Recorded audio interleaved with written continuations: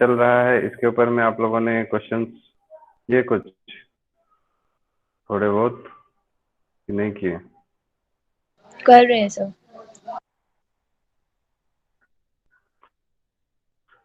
हाँ, इसमें न्यूमेरिकल ज्यादा मेन है, ठीक है। और एक्सरसाइज के इन टेक्स्ट और रेफरेंस बुक से अभी जो क्वेश्चन करेंगे सब इम्पोर्टेंट है, ठीक है। ओके, सो हम लोग इसको देख लिए थे थोड़ा सा। एसी थ्रू प्योर रजिस्टर, इसमें हमारा, ठीक है, करंट और वोल्टेज सेम फेज में होता था। ये देखिए सबसे लास्ट वाला फिगर, करंट और वोल्टेज सेम फेज में होता था, ठीक। उसके बाद फिर एसी थ्रू प्योर इंडक्टर हम लोग कल देखे थे, ठीक है ना। E equals to L D I by D T magnitude है, ठीक। और यहाँ से करंट जो है हमारा, ठीक है, वोल्टेज है E equals to E naught sine omega T सबसे ऊपर में, या V equals to V M sine omega T हम लोग पढ़ते हैं उसको। और I equals to I M sine omega T minus pi by two. इसमें हम लोगों ने कल देखा था current lags behind E M F by pi by two radian, ठीक है। ये लिखा हुआ है सबसे लास्ट लाइन जो अभी डिस्प्ले होगा, है ना। Current lags behind E M F by pi by two radian, ठीक। और जो यहाँ पर हम लोगों ने कल डेरिवेशन किया था उसमें देखा था XL inductive reactance that is equal to omega L, ठीक है। समझ गए, XL is equal to omega L, यानी इंडक्टिव रिएक्टेंस ओमेगा इंडक्ट करेगा और सर आवाज एक्साइटेशन कट रहे हैं सेम एज आपका। रेसिस्ट होगा। ऐसा ये सर आवाज कट रहा है। कट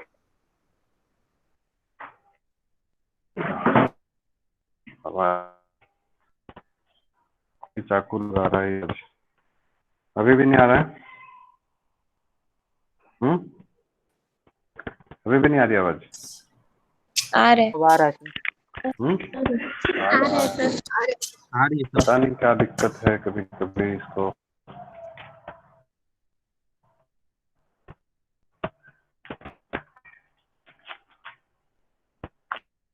कहाँ रखा जाए तो क्यों नहीं आता, ठीक है। तो इसमें करंट जो है लैग बिहाइंड होता है ईएमएफ से पाई बाई टू से, ठीक। तो ये जो अभी ग्राफ, हाँ नहीं आ रही आवाज? आ रही है सर। आ रही है। आ रही सर। हाँ ठीक है। तो ये देखिए जो अभी ग्राफ, अभी जो ग्राफ बना है वो किस चीज का ग्राफ है बताइए? ये किस चीज का ग्राफ बना हुआ है? कौन सा ग्राफ बना है? टाइम डायग्राम का है। अरे ईएमएफ, इसको टाइम डायग्राम बोलेंगे या फिर, हाँ टाइम डायग्राम, ठीक है। अब देख रहे हैं दोनों साइनोसॉइडली वेरी कर रहा है, ठीक है। दोनों ही साइनोसॉइडली वेरी कर रहा है, ठीक है। और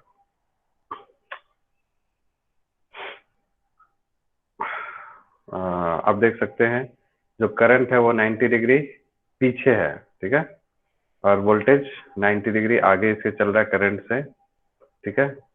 और V equals to V M sine omega T, I equals to I M sine omega T minus pi by two. और ये वाला डायग्राम कौन सा है?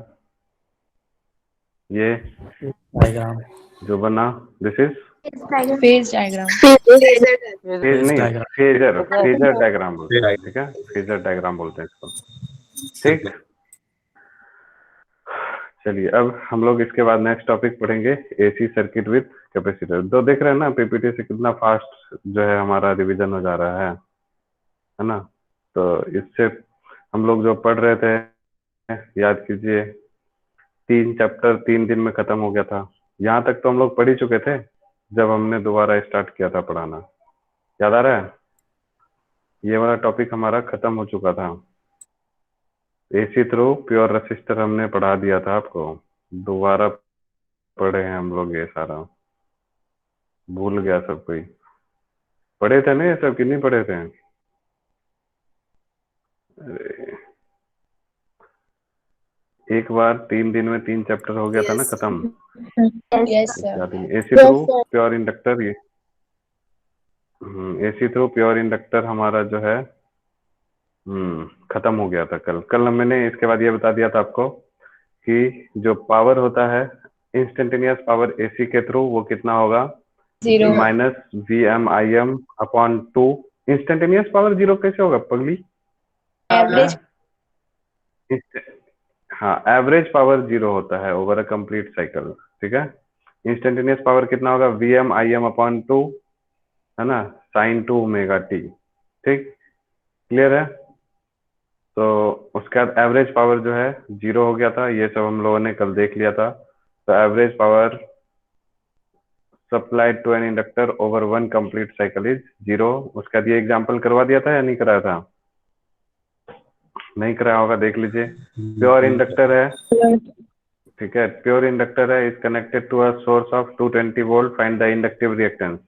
तो XL is equal to 2 into F into L, तो पुट किए, ये आ गया, ठीक है। And RMS current in the circuit, RMS तो हमको XL मालूम है, तो वोल्टेज अपॉन में XL करेंगे तो आपको करंट निकलेगा, और ये जो करंट होता है इसी को हम लोग कौन सा करंट बोलते हैं, RMS करंट, ठीक है। जो भी वोल्टेज यहाँ से हमारा जो दिया हुआ है वो 220, आपको मालूम है ये RMS वोल्टेज है, ठीक है, समझ गए। अब यहीं से ये आपका RMS करंट निकला है। आपको अगर एवरेज वो मैक्सिमम करंट बोलेगा तो हम लोग क्या करते हैं, IM क्या करेंगे, मैक्सिमम करंट 28√2 हो जाएगा, ठीक है, क्योंकि IRMS is equal to IM/√2 होता है, ठीक है। तो √2 से हम लोग इसको मल्टीप्लाई कर देंगे तो मैक्सिमम करंट निकल जाएगा। समझ आ रहा है सबको कि नहीं आ रहा है? साउंड में प्रॉब्लम है क्या?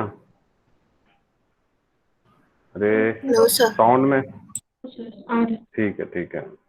चलिए नेक्स्ट टॉपिक हम लोग पढ़ने जा रहे हैं, AC voltage applied two capacitors, ठीक है। सर जो फिगर 7.7 है उसको नहीं पढ़ना है? 7.7, हाँ पढ़ लो इसको, ये यस। अच्छा है, ठीक है। 7.7 आप पढ़ेंगे, जो जो चीजें मैंने बताया है आपको, इंडक्टर के अक्रॉस कैसे कैसे वो वोल्टेज करंट इंक्रीज करता है, कैसे वो, है ना, मतलब वो पीक वैल्यू लेता है, फिर उसका फिर वोल्टेज डिक्रीज करता है, कैसे ये चेंज हो रहा है, वो सारा बताया हुआ है, ठीक है। तो ये आपको समझने के लिए पेपर में इससे नहीं आएगा, आप इसको पढ़िएगा, समझ में आ जाएगा। करंट कैसे इंक्रीज हुआ, कैसे डिक्रीज हुआ, उसमें करंट देने से मैग्नेटिक फील्ड कैसे बढ़ा घटा, वो सबको इसमें बताया हुआ है, ठीक है। ये ग्राफ कैसे बना वो बताया है, ठीक है। तो करंट देखिए कभी नेगेटिव हो रहा है, कभी डिक्रीज कर रहा है, इन सब के बारे में, जीरो कब हुआ वो सब बताया हुआ है, तो आप उसको पढ़िएगा, समझ आएगा। फिर उसी तरह से कैपेसिटर के बारे में भी आगे चल के दिया हुआ होगा, ठीक है। ये देखिए इस पेज पे, ठीक है, किस तरह से चार्ज हुआ, कैसे डिस्चार्ज हुआ, ये सारी बातें इसको एक्सप्लेन किया हुआ है। तो ये सब आप लोग खुद पढ़ लीजिएगा, नहीं समझ आएगा तो बता दीजिएगा, फिर हम आपको, वैसे मैंने बता ही दिया है ये सब चीज आपको इलेक्ट्रोमैग्नेटिक इंडक्शन में। फिर ये वाला जो प्रोसेस है ये मैंने आपको चैप्टर 2 में बता दिया है, कैसे चार्ज हो रहा है, कैसे डिस्चार्ज हो रहा है, ठीक है, सब पढ़ा रखा हूँ मैं। बट आप लोग एक बार और उसको पढ़ लीजिएगा, थोड़ा कॉन्सेप्ट क्लियर हो जाएगा, ठीक है। चलिए, अब है हमारा AC voltage applied to a capacitor, ठीक। देखिए सारे टॉपिक्स आपको न्यूमेरिकल बेस्ड है, प्लीज थियरी आपको मैं समझा रहा हूँ, न्यूमेरिकल्स में कुछ नहीं करना है, ठीक है, बस फॉर्मूला पुट कीजिए, आंसर आएगा, बस कुछ नहीं है। और जो बच्चे नहीं कर रहे हैं बहुत ही बड़ी गलती कर रहे हैं, मैं आपको बता रहा हूँ। ये वरदान प्राप्त चैप्टर है, इतना आसान चैप्टर आगे जाके फिजिक्स में नहीं मिलेगा आपको, ठीक है। ये सबसे आसान चैप्टर है फिजिक्स का, ठीक है। तो देखिए इसमें कैसे हो रहा है, जब हम लोग, आप देखिए ये कैपेसिटर है, ठीक, और कैपेसिटर में हम लोग क्या कर रहे हैं, AC वोल्टेज दे रहे हैं, ठीक है, अल्टरनेटिंग वोल्टेज दे रहे हैं, और ये प्योरली कैपेसिटिव सर्किट है, क्योंकि इसमें कहीं पे रेजिस्टेंस वगैरह नहीं है, इसको बोलते हैं प्योरली कैपेसिटिव AC सर्किट, ठीक है। तो जैसे ही हम इसको क्या करेंगे, कैपेसिटर को वोल्टेज से कनेक्ट करेंगे, ठीक है, तो अगर वो DC सोर्स है, अगर यहाँ पर सपोज हम लोग क्या करते हैं, DC सोर्स लगाते हैं, ठीक है, इस कैपेसिटर में क्या करते हैं, डीसी सोर्स लगा देते हैं, ठीक, ये माइनस और ये प्लस, तो यहाँ से क्या होता है, करंट निकलना शुरू करेगा डीसी सोर्स से, ठीक, समझ गए। और छोटे से टाइम के लिए करंट होगा, और ये करंट जो है जाएगा, ठीक, वो कहाँ पर, कैपेसिटर में, और ये कैपेसिटर को क्या करेगा, चार्ज करता है, ठीक है। यहाँ पर जो करंट गया उस कैपेसिटर के प्लेट्स पे चार्ज प्रोड्यूस होना शुरू हो जाएगा, ठीक है। और फिर चार्ज जैसे जैसे यहाँ पर इंक्रीज होगा, जैसे जैसे करंट बढ़ेगा ये चार्ज इंक्रीज होता चला जाएगा, और ये इंक्रीज होने की वजह से जो अब यहाँ पर क्या होगा, हाई पोटेंशियल जनरेट हो जाएगा, और इस हाई पोटेंशियल की वजह से ये जो है इस करंट फ्लो को क्या करना चाहेगा, अपोज करना शुरू कर देगा, ठीक है, ये अपोज करने लग जाता है, ठीक। इसलिए हम लोग ये बोलते हैं कि जब हम लोग किसी कैपेसिटर को डीसी के थ्रू कनेक्ट करते हैं, ये करंट को अपोज करता है या लिमिट करता है, रोकता है, ठीक है, ये लिखा है, देखिए, इन अ डीसी सर्किट, है ना, the capacitor in a DC circuit with limit और oppose the current as it charges, ठीक है। When the capacitor is fully charge the current in the circuit falls to 0। तो इसलिए हम लोग इसमें क्या करते हैं, एसी सोर्स नहीं लगाते हैं, और इसके बारे में अभी आपको जब ये टॉपिक खत्म होगा तो आपको समझ में आ जाएगा कि इसमें हम लोग डीसी सोर्स क्यों नहीं लगाते हैं, एसी सोर्स ही लगाते हैं, ठीक है। बात समझ में आ गई। बैटरी का आपका सारा फंक्शन समझ गए कि अगर हम लोग इसको बैटरी से कनेक्ट करेंगे, कैपेसिटर स्टार्ट चार्जिंग, कैपेसिटर जैसे ही चार्ज होना शुरू होगा वहां पर हाई पोटेंशियल उसके प्लेट्स पे जनरेट होगा, और उस हाई पोटेंशियल जनरेट होने की वजह से ये जो करंट जिससे आ रहा था जो उसको ये अपोज करना शुरू कर देगा, जिसकी वजह से, है ना, और एक ऐसा टाइम आएगा जब कैपेसिटर फुली चार्ज हो जाएगा, उस समय में सर्किट में करंट 0 हो जाएगा, ठीक है। तो इस तरह से हमारा जो है, जो मतलब आप समझ सकते हैं, करंट 0 हो गया तो सर्किट बेकार ही हो गया, तो इसलिए हम लोग डीसी सोर्स से कैपेसिटर को यूज नहीं करते हैं, ठीक है। तो हम लोग क्या करते हैं, एसी सोर्स लगाते हैं, ठीक। तो इसलिए हमने एसी लगाया। ये बात समझ में आ गई। आपसे क्वेश्चन पूछ सकता है घुमा फिरा के, why we do not use क्या, DC source along with capacitors. आपको आंसर समझ आ गया सबको, तो आप इसको नोट्स में अपने डाल सकते हैं अपनी मर्जी से, इसको अपने लैंग्वेज में बना के, ओके। इतना तो कर ही सकते हैं कि बना बनाया ही खाली नोट्स खाना है, ठीक है।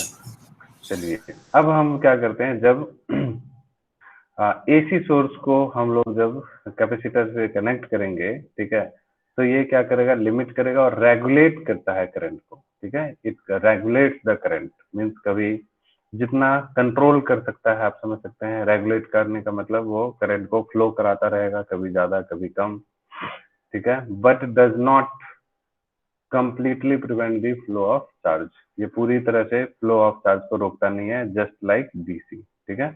डीसी रोक देता है, एसी नहीं रोकता है, ठीक। The capacitor is alternately charge and discharge as the current reverses each half cycle. Obvious सी बात है, कभी पॉजिटिव हो रहा है कभी नेगेटिव हो रहा है, इसका मतलब जब पॉजिटिव आ रहा होगा तो यहाँ पॉजिटिव चार्ज, जब नेगेटिव हो रहा होगा तो नेगेटिव चार्ज, यानी चार्ज हुआ और डिस्चार्ज हुआ। पॉजिटिव नेगेटिव चार्ज का मतलब समझ रहे हैं ना आप। तो अल्टरनेटली ये चार्ज और डिस्चार्ज दोनों होता है, बट डीसी सोर्स में ये चार्ज होता मैक्सिमम चार्ज जब हो गया तो बोलेगा जाओ निकल लो इधर से, नहीं आना करंट, ठीक है। तो एसी में चार्जिंग डिस्चार्जिंग दोनों ही होता है, क्योंकि ये करंट रिवर्स होता है हाफ हाफ साइकिल में, ठीक है। चलिए, तो हम लोग कैपेसिटर में पढ़ चुके हैं, जो चार्ज होगा that is directly proportional to V, जितना ज्यादा वोल्टेज अप्लाई करेंगे उतना ज्यादा चार्ज उस पर एक्यूमुलेट होता है, और this Q is equals to C into V, हम लोग पढ़ चुके हैं बचपन में। यहाँ से आप समझ सकते हैं वी की जगह वी कितना वोल्टेज ड्रॉप होगा यहाँ पर कैपेसिटर के अक्रॉस, कितना कितना वोल्टेज ड्रॉप होगा, Q upon C. Q upon C. देखो ना, यहाँ तो बता ही रहा हूँ सब कुछ, फिर भी दिमाग कहीं और है। अरे ये कहाँ कहाँ दिमाग है इन लोगों का।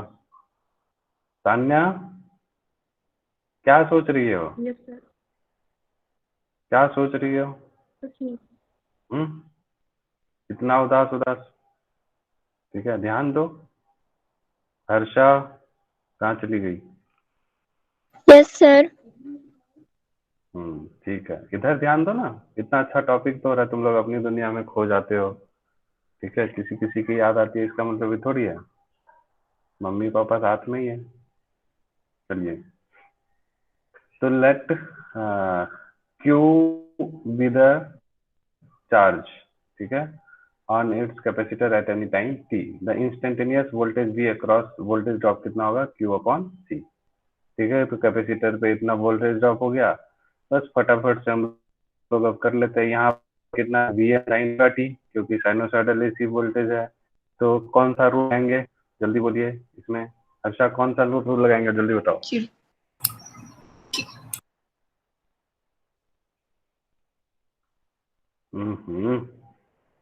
बोलो जल्दी, कुछ भी पूछो ना तो सब टेंशन में आ जाते हैं। के we L. Kendriya Vidyalaya law, L L, Kirchhoff voltage law, Kirchhoff ठीक है। तो यहाँ से हम लोग क्या करेंगे, V M sine omega T is equal to Q by C. ठीक है, ये जो है V M sine omega T minus Q by C equal to zero होगा, माइनस उधर जाके प्लस हो जाएगा। ठीक है, चलिए अब देखिए सारा खेल क्या कर रहे हैं हम लोग, करना क्या है, हम लोग को मालूम है ये वोल्टेज है इतना, और हम लोग को क्या निकालना है अब, बताइए बताइए क्या निकालना है, करंट। करंट, है ना। और फिर देखेंगे करंट और वोल्टेज का फेज डिफरेंस क्या है। समझ ही नहीं आया किसी को। तो यहाँ पर जो Q था ना, करंट कहाँ से आएगा, देखिए ये जो Q है उसी Q को जिंदगी बर्बाद करेंगे, कैसे लिखेंगे, I equal to D Q by D T, समझ गए ना। तो I, अब देखिए यहाँ से एक चीज एनसीईआरटी ने, इसको आता नहीं है ना ठीक से एनसीईआरटी वाले को पढ़ाना, देखो Q इज इक्वल टू क्या लिखेंगे, C into V M into sine omega T. ठीक है, यहाँ पर लिख देंगे। ठीक है, उसको पता नहीं है कि हमारी क्लास में अच्छे अच्छे बच्चे भी हैं जिनको कुछ नहीं पता चलता, एक ही स्टेप छोड़ दो तो दिक्कत हो जाएगी। तो देखिए ये Q की वैल्यू इतनी हो गई, अब हम लोग को करंट निकालना है, तो इस Q को डिफ्रेंशिएट कर देंगे, I is equal to D Q by D T, तो इसलिए I is equal to D Q की जगह पे C V M sine omega T, C V M sine omega T का डिफ्रेंशिएशन। अरे समझ आया या नहीं आया, ठीक है। अब देखो सी कांस्टेंट है, उसको बाहर फेंक दिया, ठीक है, V M maximum voltage constant है, बाहर फेंक दिया। अब कौन बचा, सी वी एम गया काम से, अब बचा कौन, साइन ओमेगा टी का डिफरेंशिएशन। ठीक है, इसको हम लोग ऐसे लिख देंगे, ये जो टर्म है इसको लिखेंगे सी और वी एम, बाहर derivative of sine omega T with respect to T. अब सी वी एम तो ये हो गया, सी इंटू वी एम ये हो गया, ये दोनों। ठीक है, साइन का डिफरेंशिएशन कॉस। कॉस, तो ये कॉस हो गया। अब यहाँ पर टी का कॉफिशिएंट कौन है, वो ओमेगा, और डिफरेंशिएशन में हम ओमेगा। लोग जानते हैं ओमेगा से मल्टीप्लाई कर देते हैं। ठीक है, तो अब समझ में आ गया सबको कैसे हुआ ये कैलकुलेशन। ठीक है, अब देखिएगा यस यहाँ पे सर। बहुत डेंजरस, अब यहाँ से पूरा मैथमेटिक्स है, खतरनाक खतरनाक दिखेगा। ठीक है, बस इतना समझ में आ गया, फिर सारा खेल खत्म, कैपेसिटर में और कुछ नहीं बचेगा फिर। बस अभी 2 मिनट आपको ध्यान से सुनना है, थोड़ा सा दिमाग लगाना है बस। अच्छा, आप लोग बचपन में पढ़े हैं साइन 90 माइनस थीटा कितना होता है, sine 90 cos minus theta. Theta cos cos theta होता है। ठीक है, और साइन 90 प्लस थीटा कितना होता है, कोई बता सकता है, sin theta बोलो कॉस बोलो। थीटा। ये भी कॉस थीटा होता है, क्योंकि आप लोग को शायद अगर मैंने पढ़ाया होगा, ठीक है, आप लोग जब 11th में थे तो ट्रिग्नोमेट्री में थोड़ा बहुत मैंने बताया होगा, सेकेंड क्वाड्रेंट में क्या होता है, साइन और कॉसेक पॉजिटिव होता है। ठीक है, समझ गए। तो सेकेंड क्वाड्रेंट में 90 प्लस थीटा आता है, तो इसलिए 90 प्लस थीटा साइन है, और 90 डिग्री में चेंज होता है। ठीक है, और 270 में चेंज होता है, 90 270 में, तो साइन चेंज हो गया किसमें, कॉस में। और 90 प्लस थीटा सेकंड क्वाड्रेंट में पॉजिटिव है, तो इसलिए कॉस पॉजिटिव में रहेगा। ठीक है, देखते इसको हैं, समझ गए। तो साइन 90 प्लस थीटा को कॉस थीटा बोलते हैं। ठीक है, साइन 90 माइनस थीटा भी cos theta, sine 90 plus theta भी कॉस थीटा होता है, समझ गए। जो बच्चे नहीं जानते हैं उसको लिख लीजिए साइड में, बायो वाले बच्चे, ठीक है। मैथ्स वाले तो जानते ही होंगे, उसमें कोई दिक्कत ही नहीं है, ठीक है।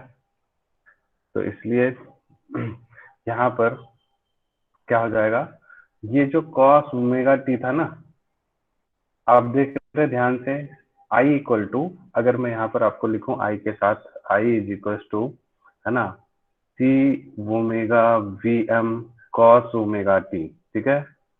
और वी था V M sine omega T, ठीक है। क्या आप लोग को कंपेयर करने में दिक्कत हो रही है? ये साइन में है, ये कॉस में है, तो हमारा मेन मकसद क्या है कि इस बेचारे को भी साइन के फॉर्म में ले आए, तभी तो कंपेयर कर पाएंगे कितना फेज डिफरेंस आगे पीछे है। Yes sir. समझ ही नहीं आ रहा किसी को? Yes sir. ठीक है, इसलिए हम क्या कर दें, ये जो कॉस ओमेगा टी है उसको अभी हमने आपको बताया कॉस थीटा को साइन 90 प्लस थीटा लिख सकते हैं, इसलिए इस कॉस ओमेगा टी को हमने लिख दिया sine omega T plus pi by 2, ठीक। हाँ, और Yes, ये तो sine Yes. Omega T plus pi by 2 हो गया, और ये जो पूरा खानदान है ना, इस पूरे खानदान को हम लोग क्या बोल देंगे, आई एम, नहीं, तभी तो ये आई एम साइन के फॉर्म में आएगा। yes तो sir. ये जो पूरा खानदान है, इस पूरे खानदान को लिख दिया आई एम, ठीक। और कॉस ओमेगा टी को हमने लिख दिया sine omega T plus pi by 2। Any problem? Any problem? No No, sir. sir. ठीक है, अब आपको देखिए समझ में आ गया होगा, करंट यहाँ पर, बोलो बोलो, करंट यहाँ पर वोल्टेज पाई बाय 2 से आगे।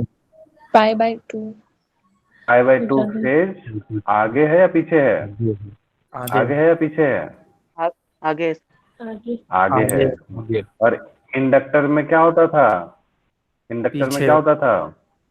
पीछे।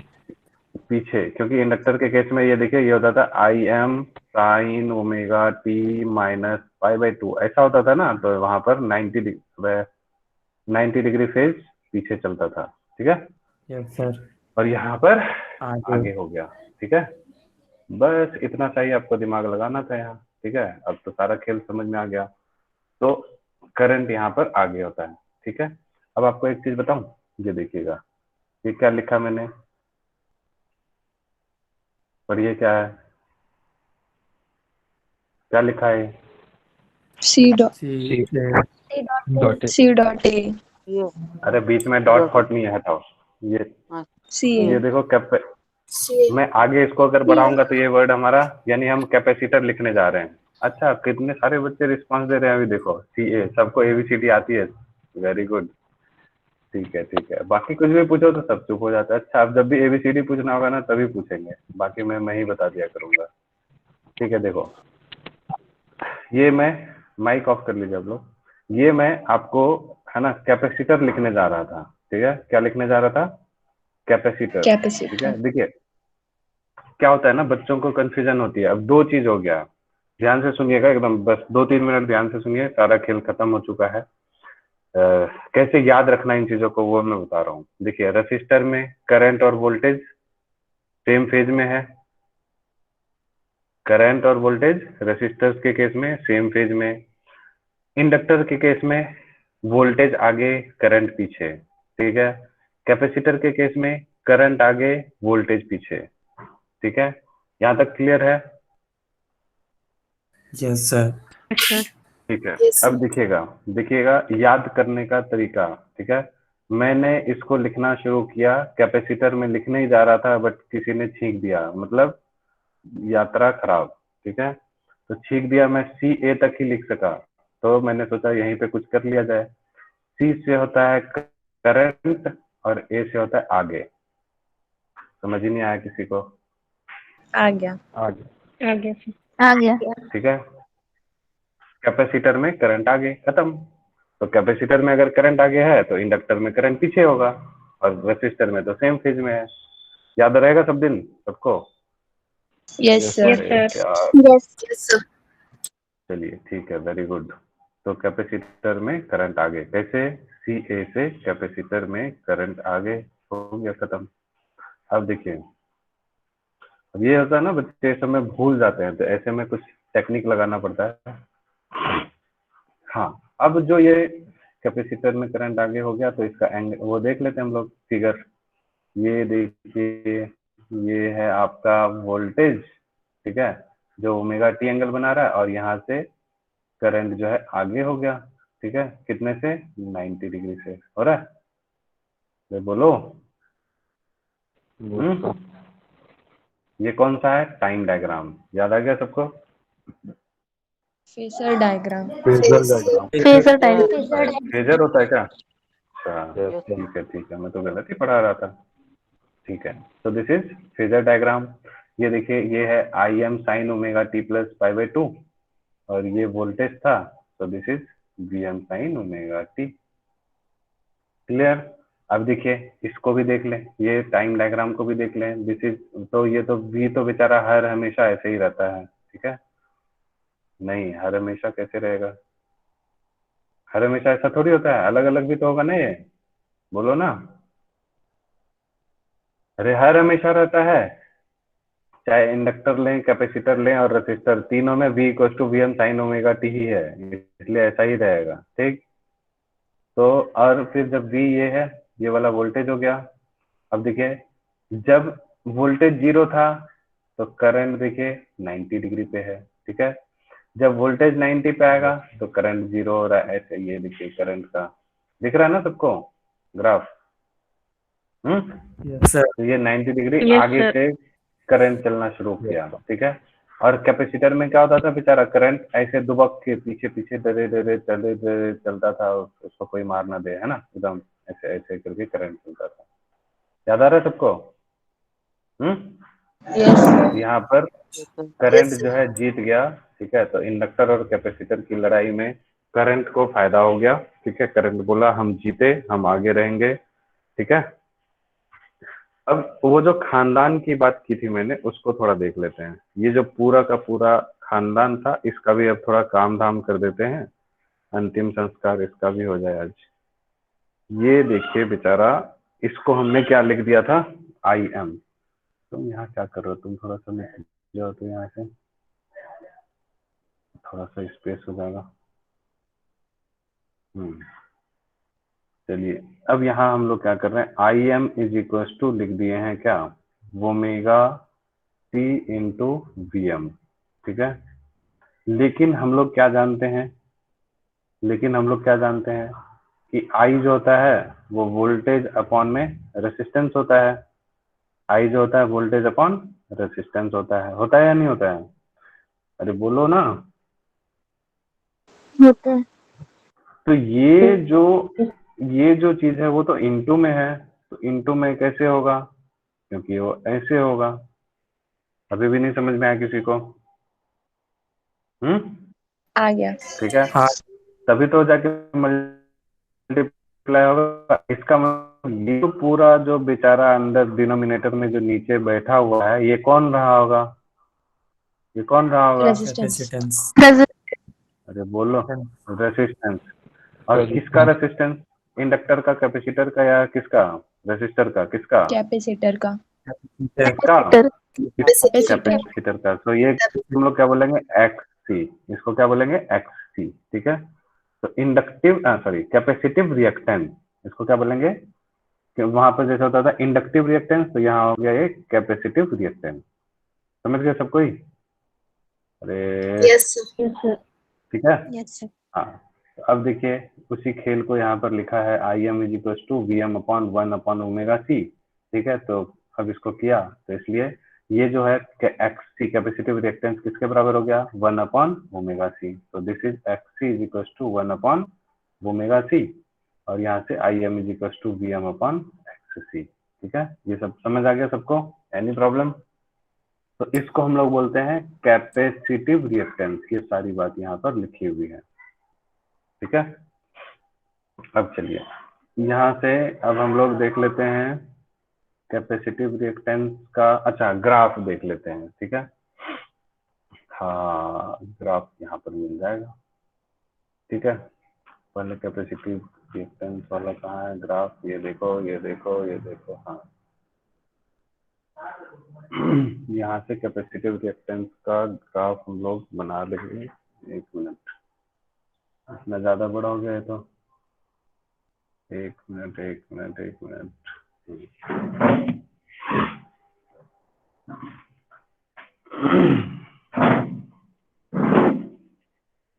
इसमें जब हमारा ओमेगा को रखते हैं, देखिए कहाँ गया, एक्स इज इक्वल टू 1/ओमेगा c है, ठीक। जैसे ही हम लोग यहाँ पर 1/ओमेगा c की जगह पे 1/ओमेगा की जगह पे 2πfc रख दिया। अब देखिए डीसी में फ्रीक्वेंसी क्या होती है, डीसी की फ्रीक्वेंसी क्या होती है, जीरो। जीरो। तो ध्यान से देखिएगा, जैसे ही डीसी की फ्रीक्वेंसी जीरो, तो यहाँ पर जैसे जीरो रखेंगे तो एक्स सी क्या हो जाएगा, जीरो। वाह वाह, अरे फ्रीक्वेंसी जीरो तो इनफाइनाइट हो जाएगा सर। हाँ 1/0 है ना ये, और 1/0 जीरो हाँ, थोड़ी होता है, इन्फिनाइट इनफाइनाइट। होता है ना, ठीक है। तो इन्फिनाइट, अब आप याद कीजिए, ठीक है, शुरुआत में जब हम लोग पढ़ रहे थे ये टॉपिक, तो शुरू में आपको क्या बताया था इसने, कि जब हम लोग, कहाँ गया, अच्छा इसको इतना कचरा कर दिया कि कुछ भी नहीं दिखाई दे रहा है इसको, ठीक है। ये देखो, ये फिगर में हम लोग जब डीसी सप्लाई कर रहे थे तो ये क्या हो रहा था, करंट जीरो कर दे रहा था, जीरो। तो बोलो Yes. क्यों, क्योंकि अभी हमने देखा डीसी यस। सप्लाई करेंगे तो डीसी में इसका जो रिएक्टेंस हो जाएगा एक्स सी, वो इन्फिनाइट हो जाएगा। जैसे रेसिस्टेंस इन्फिनाइट हो जाएगा तो करंट क्या हो जाएगा, जीरो। अब बात समझ में आई सबको, कैसे कैसे रिलेटेड है ये सब लॉजिकली, अरे बोलो। Yes sir. Yes, sir. Yes sir. Yes.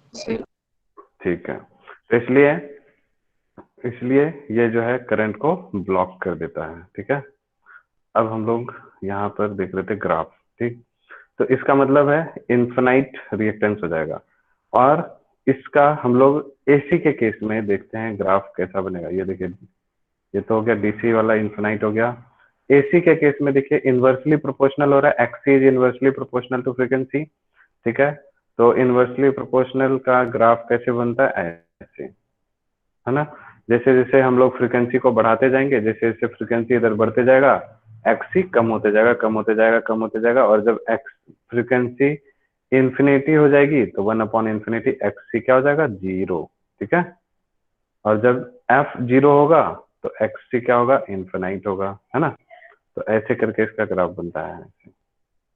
नहीं समझ में आया, तो ये ग्राफ बहुत इंपॉर्टेंट है जो एनसीईआरटी में नहीं दिया हुआ है, ठीक है।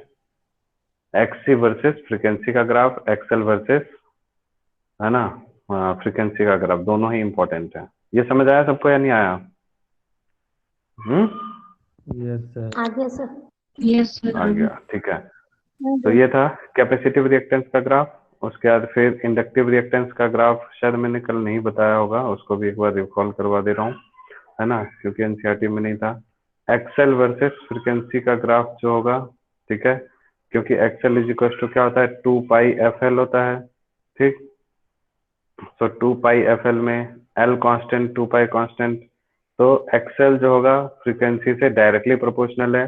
तो जैसे जैसे फ्रीक्वेंसी बढ़ती चली जाएगी तो एक्सएल की वैल्यू भी बढ़ती जाएगी, तो ये ग्राफ बन जाएगा, ठीक। और अगर ये क्या है, एसी के लिए और डीसी के लिए फ्रीक्वेंसी क्या होती है, फ्रीक्वेंसी जीरो होती है, तो एक्सएल की वैल्यू भी जीरो हो जाएगी या कांस्टेंट होगी। तो इस तरह से ये, है ना, इसका ग्राफ बन जाता है, ठीक है। समझ गए, XL is equal to zero means यहाँ पर कुछ ना कुछ मतलब जो करंट है वो कांस्टेंट करंट फ्लो होते चले जाएगा, ठीक है। समझ गए, तो ये सब बातें हैं, ठीक। चलिए अब यहाँ पर, हाँ, अब आपको एक चीज यहीं पे मैं बता रहा हूँ, ठीक है, ये भी एक इम्पोर्टेंट बात है। अच्छा, यहाँ पर इस एसआई यूनिट और डायमेंशन, तो डायमेंशन जो होगा रेसिस्टेंस के बराबर होगा, ये सब आप लोग खुद जानते हैं। हाँ, अब इम्पोर्टेंट बात क्या है, चलिए यहीं पे बताते हैं। अभी आप लोगों ने देखा कि ये जो कैपेसिटर है, ठीक है, और ये इंडक्टर है, ठीक है, और ये है आपका इंडक्टर। ठीक, दोनों को ध्यान से समझिएगा। अभी अगर मैं बोलूं एक ऐसा करंट आ रहा है, ये कौन सा करंट है? ये कौन सा करंट है? डायरेक्ट। Direct current. अब देखिए ये डायरेक्ट करंट यहाँ पर जाके रुक गया, आगे नहीं बढ़ पाएगा, इसका रास्ता बंद हो गया। समझ गए? इसका मतलब है कैपेसिटर ब्लॉक डीसी। ठीक है, डायरेक्ट करंट को कैपेसिटर क्या करता है? ब्लॉक करता है। नहीं समझे? और क्यों? अभी देखा था ना, इसकी फ्रीक्वेंसी क्या थी? 0 थी, तो रेसिस्टेंस बहुत ज्यादा हो जाएगा। लेकिन इसी कैपेसिटर से, ठीक है, जब एसी आता है, ठीक, इसी कैपेसिटर से जब एसी आता है, ये कैपेसिटर है, एसी यहाँ से चलेगा, पास हो जाएगा। नहीं समझ आया किसी को? नहीं समझ आया किसी को? No sir. सर एक और बार देखो बताएं। मैं पूछ रहा हूँ, इस कैपेसिटर एसी और डीसी में किसको अलाउ करता है? किस कहाँ से पास होगा? इसके थ्रू, कैपेसिटर के थ्रू एसी पास होगा या डीसी प्लस होगा? एसी।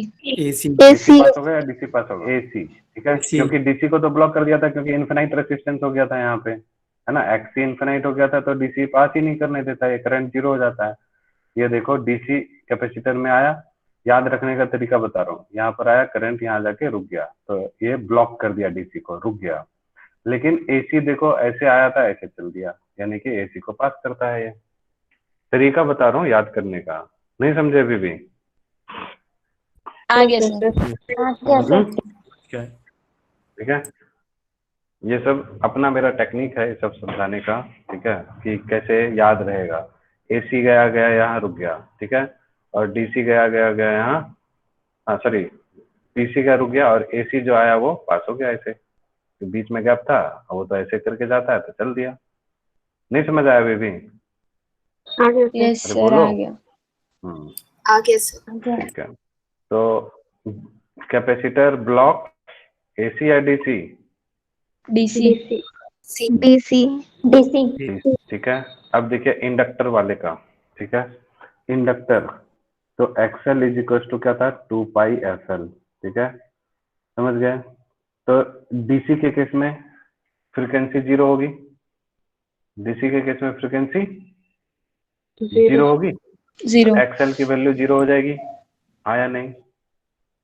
एक्सएल की वैल्यू जीरो हो जाएगी। Yes sir. इसका मतलब है कि डीसी के केस में ये जो है रेसिस्टेंस जीरो है, यानी कि जो डायरेक्ट करंट होगा उसको आराम से पास करने देगा। नहीं समझ आया? आ गया सर। ये देखो ना, ये इंडक्टर था, ठीक है, अब डायरेक्ट करंट है, ये आया, पास हो गया आराम से। ठीक है, याद करने का तरीका बता रहा हूँ, ये सब ये मतलब किसी बुक में नहीं दिया रहता है, ये सब मैंने अपना टेक्निक बताया, वो बनाया है कि बच्चों को याद रहे। ठीक है, और एसी में देखिए, एसी की फ्रिक्वेंसी कुछ ना कुछ होती है, तो उस समय में रिएक्टेंस ज्यादा होगा। ठीक है, तो ये आपका इंडक्टर है। ठीक, और एसी भी तो इसी तरह से होता है, ये देखिए आके फंस गया इसमें, है ना, ये जाके फंस गया, और डीसी चुपचाप पास हो गया। तो इंडक्टर क्या करता है? एसी को ब्लॉक करता है, डीसी को पास कर देता है। नहीं समझ आया? आ गया सर। आ गया। नहीं समझ आया? तो capacitor, capacitor blocks DC, inductor blocks AC. ठीक एसी। है, अब ये सब आपको कहीं पे नहीं मिलेगा, नोट्स वोट्स में ना बुक में, तो आप अपने तरीके से ये सब फिगर को, मैं एक बार और बना देता हूँ, आप अपना डायग्राम ये जो है अपने नोट्स में डाल दीजिएगा। ठीक है, ये देखिए, ये कैपेसिटर वाला स्क्रीनशॉट ले लीजिएगा आप। ठीक है, ये गया, रुक गया। ठीक है, और एसी जो है ये ऐसे, है ना, सो इसका मतलब है कि कैपेसिटर ब्लॉक्स डीसी। ठीक है, और इंडक्टर में ये चीज, ठीक है, इंडक्टर में डीसी ऐसे चले गया, और इंडक्टर में एसी जो है जाके ब्लॉक हो गया। ठीक है, तो इंडक्टर ब्लॉक्स AC ये आपको लिखा हुआ रहेगा सब जगह, बट ये जो फिगर से मैंने समझाया याद करने का तरीका ये नहीं मिलता है जल्दी, ठीक है, समझ गए?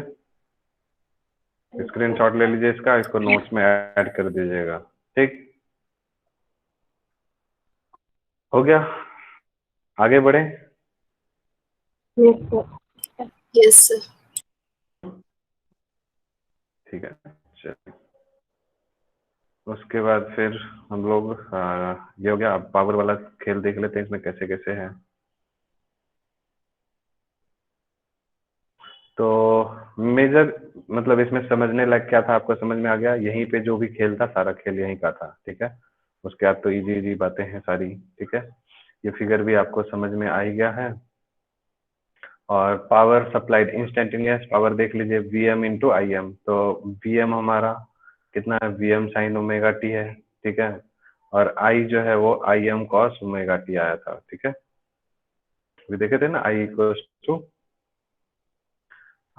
To Im cos omega T, ठीक, तो यहाँ पर कर दिए, फिर 2 से मल्टीप्लाई कर दीजिएगा, 2 से डिवाइड कर दीजिएगा, तो ये क्या बन जाएगा, अच्छा इसको सजा पहले Vm Im cos omega T sign omega T, यहाँ पर 2 से मल्टीप्लाई 2 से डिवाइड, तो 2 sine theta into cos theta क्या आ जाता है, साइन 2 थीटा, और ये 2 जो है अपॉन वाला यहाँ रहेगा, तो this is your instantaneous power Vm Im upon 2 sine 2 omega T.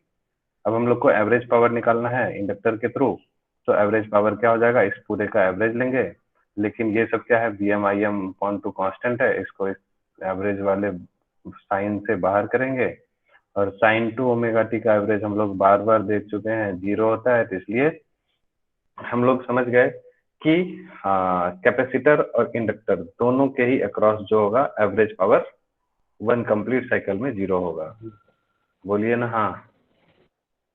Yes, sir. Capacitor और इंडक्टर दोनों के केस में एवरेज पावर 0 होगा, ठीक है।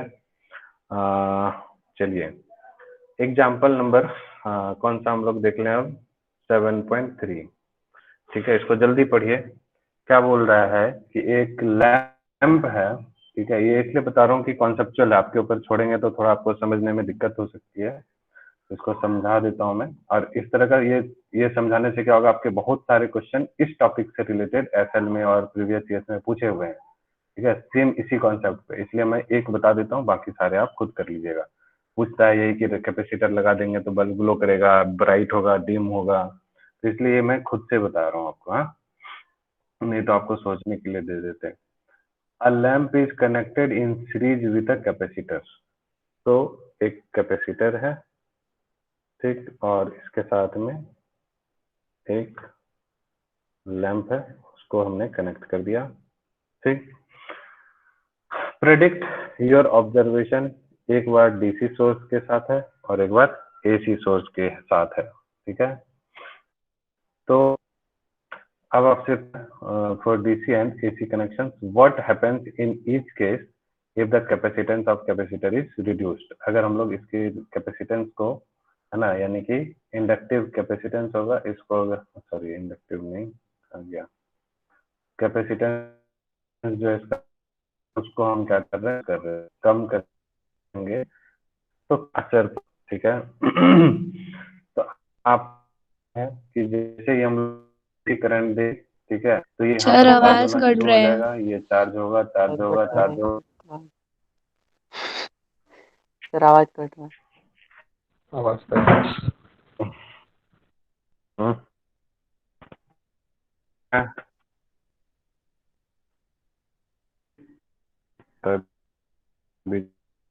नहीं आ रही है, नो सर। नहीं आ रही सर।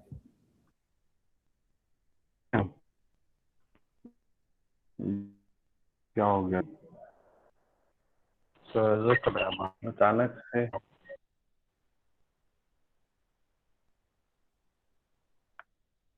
हाँ नहीं आ रही सर अटक रहा है। सब क्लियर नहीं। क्यों, अभी अभी तो थोड़ा नेटवर्क ठीक हुआ है, अभी भी कम है। अभी अभी अब ठीक है ठीक है सर। सर। आया आ रहा है। अब ठीक है सर। आया।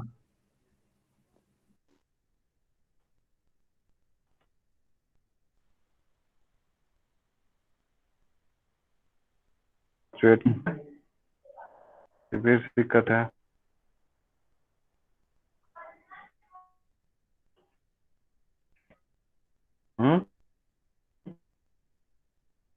यार सब कट रहा है आवाज। क्लियर नहीं है।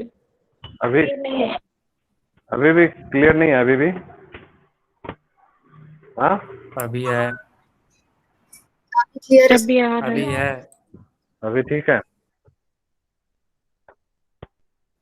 Okay yes sir. ठीक है, देखते हैं कब तक रहता है। ठीक है, अभी आ रहा है ना? Yes sir. Yes sir. अभी भी नहीं आ रहा है? Yes sir. ठीक है ठीक है। So a lamp is connected in series with a capacitor. Predict your observation for DC and AC component connections.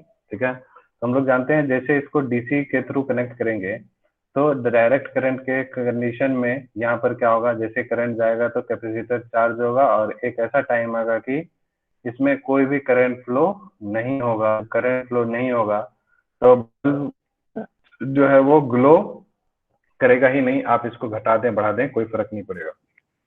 समझ आ गया सबको इतना? Yes sir. Yes sir. ठीक है। अब हम लोग क्या कर रहे हैं, सेकेंड सिचुएशन लेते हैं। उसी कैपेसिटर को, है ना, क्या कर रहे हैं अब हम लोग एसी के साथ कंबाइन कर रहे हैं। ठीक है, तो इसमें हम लोग इसी कैपेसिटर में अल्टरनेटिंग करंट सप्लाई कर रहे हैं। ठीक है, तो क्या होगा ये देखते हैं। ये हमारा बल्ब हो गया और बल्ब को ग्लो कराना है। ठीक है, चलिए अब ध्यान से समझिएगा। एसी करंट दिया, हम लोग जानते हैं इसमें एक्सी जो होता है capacitive reactance, this is equal to 1/2 pi F into C, क्योंकि 1/ओमेगा सी होता है या नहीं? तो अब आपको क्या बोला है, फ्रीक्वेंसी, एसी की फ्रीक्वेंसी तो आपको चेंज नहीं करा रहा है, ये क्या बोल रहा है, सिर्फ कैपेसिटेंस को रिड्यूस कर रहा है। तो जैसे जैसे हम सी को रिड्यूस करेंगे, कैपेसिटेंस को कम करेंगे, तो एक्ससी की वैल्यू क्या होगी, बढ़ेगी। ठीक है, समझ आ रहा है? अरे बोलिए। Yes sir. हाँ, जैसे कैपेसिटेंस को कम करेंगे तो इंडक्टिव रिएक्टेंस इंक्रीज होगा। अब ध्यान से समझिएगा, यहाँ पर सी को कम किए, यहाँ पर जो रेसिस्टेंस था आप इसको ऐसे समझिए, रेसिस्टेंस अब डिक्रीज करेगा। वैसे क्या हो रहा है, कैपेसिटिव रिएक्टेंस डिक्रीज क्यों, इंक्रीज करेगा, सॉरी। ठीक है, रेसिस्टेंस अब इस केस में इंक्रीज कर रहा है। देखिए सी को डिक्रीज किए तो रेसिस्टेंस इंक्रीज किया, यानी एक्ससी इंक्रीज कर रहा है, तो रेसिस्टेंस रहेगा, कर रहा है तो यहाँ वोल्टेज फिर से कट ज्यादा हो रहा है। सर जाएगा आवाज क्योंकि, कट रहा है। अरे यार क्या, ये आवाज भी खा करके छोड़ देता है। सबसे अच्छा मॉर्निंग में क्लास होती है, उस समय में कोई डिस्टरबेंस नहीं होती नेटवर्क की। अभी भी है अब दिक्कत? ठीक है। आ रहा है। आ रहा है लेकिन फिर प्रॉब्लम करेगा ना, कोई परमानेंट जुगाड़ लगाना पड़ेगा, क्या कर सकते हैं। गवर्नमेंट भी क्लियर नहीं कर रही है ना कि उसको ऑनलाइन ही क्लास सब दिन रखना है, तो फिर कुछ परमानेंट जुगाड़ भी लगाया जाए। पता चले यहाँ एक अच्छा कनेक्शन ले लिया, फिर स्कूल ही जाना पड़ रहा है, दिन भर घर में रखे रखे नेट बर्बाद। यही तो टेंशन हो रही है। और हम लोग को यहाँ जिंदगी गुजारनी नहीं है, 1 आध साल पढ़ाओ फिर भागो यहाँ से, इसलिए नया कनेक्शन लेने में भी टेंशन हो रही है। चलिए ठीक है, अभी आ रही है आवाज? Yes sir. Yes sir. ठीक है ठीक है, यस सर। चलिए 5-7 मिनट और किसी तरह से क्वेश्चन देख लेते हैं, नहीं होगा तो फिर छोड़ देंगे, क्या करें। ठीक है, तो यहाँ से देखिए अभी क्या बताया मैंने कि जैसे जैसे कैपेसिटेंस जो है रिड्यूस हो रहा है तो रेजिस्टेंस इंक्रीज हो रहा है, रेजिस्टेंस इंक्रीज हो रहा है और सर्किट में करंट तो सेम फ्लो कर रहा है। तो इसका रेजिस्टेंस डिक्रीज होने का मतलब है कि यहाँ पर वोल्टेज ड्रॉप ज्यादा हो जाएगा। ठीक है, समझ रहे हैं ना, करंट तो वोल्टेज ड्रॉप यहाँ पर क्या हो जाएगा, ज्यादा हो जाएगा। ठीक, क्योंकि इस जगह पर वोल्टेज ड्रॉप ज्यादा हो गया, इसके पास अब वोल्टेज ड्रॉप कम आएगा, क्योंकि यहाँ पर जो वोल्टेज है this V equal to V1 plus V2 होता है। तो ये वोल्टेज ड्रॉप ज्यादा हो गया तो इसको कम होना पड़ेगा, यानी यहाँ पर कम वोल्टेज आएगा इसके पास। यस और नो, यस और नो? Yes, sir. ठीक है, Yes, sir. इसलिए ये जब कम आएगा तो अब जो है ये पहले के रिस्पेक्ट में, अब जैसे हम लोग कैपेसिटेंस को डिक्रीज करेंगे तो ये लेस ब्राइट होगा। पहले अगर ऐसा ब्राइट हो रहा था, इसकी ब्राइटनेस इतनी थी, तो अब इसकी ब्राइटनेस कम कम होगी, कम कम होगी, कम कम होगी। समझ गए बात कि नहीं समझे? समझ गए। समझ गए। ठीक है, चलिए 7.3 आपको समझ में आ गया, कॉन्सेप्ट क्लियर हुआ। कैपेसिटर के साथ बल्ब लैंप को लगाए तो कैसे कैसे काम हुआ। ठीक है, तो ये काफी इंपॉर्टेंट कॉन्सेप्ट था, इसके ऊपर में ढेर सारे प्रीवियस ईयर्स में क्वेश्चंस भी आते हैं। ठीक है, इस कॉन्सेप्ट पे, और बहुत ही अच्छा चीज था ये समझना। आप लोग समझ भी सकते थे बट बहुत सारे बच्चों को डाउट होता है इसलिए मैंने ही करा दिया। चलिए एग्जाम्पल 7.4 देखिए, सिंपल सा है, इसको आप लोग खुद से ट्राई कर लीजिएगा, है ना। कैपेसिटेंस दे रखा है कनेक्टेड टू इतना इतना, ठीक है, कैपेसिटिव रिएक्टेंस एंड करंट, कर लीजिएगा ना ये सब। कैपेसिटिव रिएक्टेंस निकालना है, कैलकुलेशन ही तो करना है उसमें। ठीक है, और हाँ एक चीज इसमें पूछा है क्वेश्चन में कि अगर हम लोग फ्रीक्वेंसी को डबल कर देंगे, ठीक है, तो करंट पे क्या असर पड़ेगा। ठीक है, क्वेश्चन में पूछा है लास्ट में क्वेश्चन में कि what happens to the capacitive reactance and current, है ना, इफ फ्रीक्वेंसी इज डबल्ड। तो आप देख सकते हैं XC is equal to 1/2 pi into F into C. F को हम लोग न्यू भी लिखते हैं, एफ भी लिख सकते हैं। अब हमसे क्या बोला है, फ्रीक्वेंसी को डबल करेंगे। ध्यान से देखिएगा, अगर फ्रीक्वेंसी को डबल करेंगे तो जो कैपेसिटिव रिएक्टेंस है वो क्या हो जाएगा, हाफ हो जाएगा, नहीं? हाँ। ठीक है, क्योंकि यहाँ पर डबल कर देंगे तो अब ये XC हाफ हो जाएगा। एंड जब आप देख सकते हैं रेसिस्टेंस अगर हाफ हो गया तो करंट क्या हो जाएगा, डबल हो जाएगा, क्योंकि करंट और रेसिस्टेंस एक दूसरे के इनवर्सली प्रोपोर्शनल होता है। ठीक है, तो वही चीज यहाँ पर लिखा हुआ है, if frequency is double capacitive reactance is half and consequently current is double. ठीक है, चलिए अब 7.5 एग्जाम्पल, बाकी और कैलकुलेशन आपके लिए इजी था, कोई दिक्कत नहीं है। 7.5 एग्जाम्पल देखिए, a bulb and an open coil inductor are connected to an AC source through a key as shown in figure। ठीक है, if the switch is closed, अगर स्विच को क्लोज किए, ठीक है, यानी ये अब पूरा कंप्लीट सर्किट बन गया। and after some time an iron rod is inserted into the interior of the inductor। ठीक है, अब इस इंडक्टर के अंदर में हमने क्या किया, एक आयरन रॉड को इंसर्ट कर दिया। तो the glow of the bulb increase होगा, डिक्रीज होगा या अनचेंज रहेगा, है ना, as the iron rod is inserted. Give your answer with reason. ठीक है, अब आप लोग को क्या लग रहा है, सोचिए, बिना आंसर देखे हुए सोचिए। पहले इंडक्टर था, अब उसमें हम लोग क्या कर रहे हैं, आयरन रॉड को इंसर्ट कर दिए। ठीक है, इंडक्टर में जब आयरन रॉड को इंसर्ट कर देंगे तो उसके बाद बल्ब जो है वो, उसका ग्लो इंक्रीज होगा, डिक्रीज होगा, कि ऐसा ही रहेगा, कोई चेंज नहीं होगा, ये बताइए क्या लग रहा है आप लोगों को?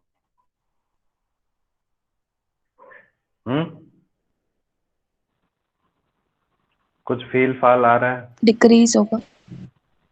डिक्रीज होगा। डिक्रीज होगा, लॉजिक, लॉजिक क्यों डिक्रीज होगा, क्या होना चाहिए? देखिए सबसे पहले जैसे ही हम लोग इसमें बल्ब सर्किट को क्लोज करेंगे, ठीक है, स्विच को क्लोज करेंगे, तो यहाँ से करंट होना शुरू होगा, करंट निकलेगा इंडक्टर को, यहाँ पर इंडक्टर क्या होगा, इसमें आई जैसे जैसे इंक्रीज होते चले जाएगा, ठीक है, करंट पास होगा तो इसका इंडक्टेंस इंक्रीज होगा। ठीक है, उसकी वजह से मैग्नेटिक फील्ड होगी, और मैग्नेटिक फील्ड होने की वजह से ये क्या होगा, मैग्नेटाइज होना। जो इसके अंदर में जो हमने आयरन रॉड को रखा है वो मैग्नेटाइज होगा, ठीक है।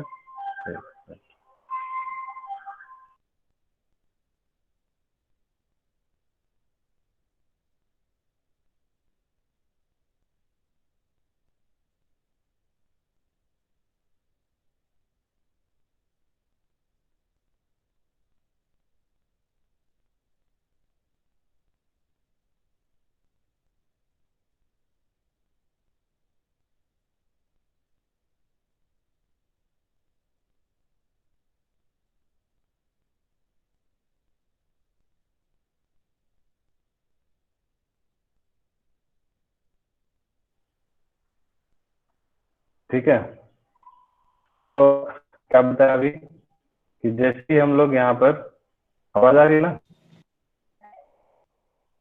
Yes sir. अरे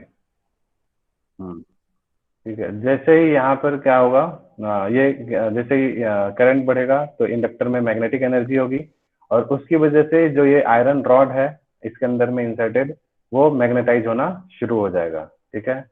तो जैसे ही ये मैग्नेटाइज होना शुरू होगा तो इस इंडक्टर का, अब आप बताइए, पहले जो इंडक्टेंस था, ठीक है, क्योंकि मैग्नेटिक फील्ड इंक्रीज होगा, तो जैसे मैग्नेटिक फील्ड इंक्रीज होगा तो पहले के कंपेरिजन में जो अब इंडक्टेंस था, अब बढ़ेगा या घटेगा?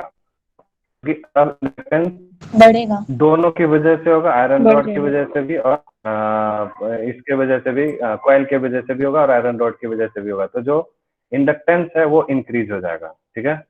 तो जो इंडक्टेंस इंक्रीज होगा तो आप समझ सकते हैं XL is equal to 2πfl होता है ना। तो इंडक्टेंस अगर इंक्रीज होगा तो इंडक्टिव रिएक्टेंस जो होगा वो क्या होगा? इंक्रीज। इंडक्टिव रिएक्टेंस इंक्रीज होगा। तो ये जैसे ही यहाँ पर, यानी कि इसका रेसिस्टेंस इंक्रीज हुआ, जैसे ही यहाँ रेसिस्टेंस इंक्रीज हुआ, यहाँ पर वोल्टेज ड्रॉप फिर से ज्यादा हो जाएगा, क्योंकि V इक्वल टू IR होता है, यानी कि I इंटू एक्सएल होता है, ठीक है। ये XC क्यों लिखा है, ये XL है, सॉरी, ठीक है। तो V equal to I into XL होगा। तो यहाँ पर वोल्टेज ड्रॉप ज्यादा होगा और इस वजह से बल्ब के थ्रू कम वोल्टेज जाएगा, समझ गया ना। यहाँ पर ज्यादा वोल्टेज लिया तो इसका मतलब बल्ब पहले से लेस ब्राइट जो होगा, पहले अगर ब्राइटनेस ज्यादा थी तब कम होगा, ठीक है, समझ गए। तो इंक्रीज होगा, डिक्रीज होगा या अनचेंज रहेगा? तो आंसर डिक्रीज होगा, ठीक है। डिक्रीज। डिक्रीज। अब इसको पढ़ लीजिएगा, ऐसा ही सब इसमें लिखा हुआ होगा। The bulb glow of the light bulb decreases, है ना, डिक्रीज होगा, समझ गए। यहाँ तक क्लियर है किसी को, सबको? अभी भी जस्ट Yes, इसके sir. बाद भी कोई क्लास है? अभी इसके बाद भी जस्ट कोई क्लास है, कौन सी है? हिंदी। अभी तुरंत 11:30 से? नहीं है सर। नो नहीं सर, है नहीं सर। आज। 12:30 से। 12:30 से और देख सकते हैं क्या, एक दो टॉपिक छोटा?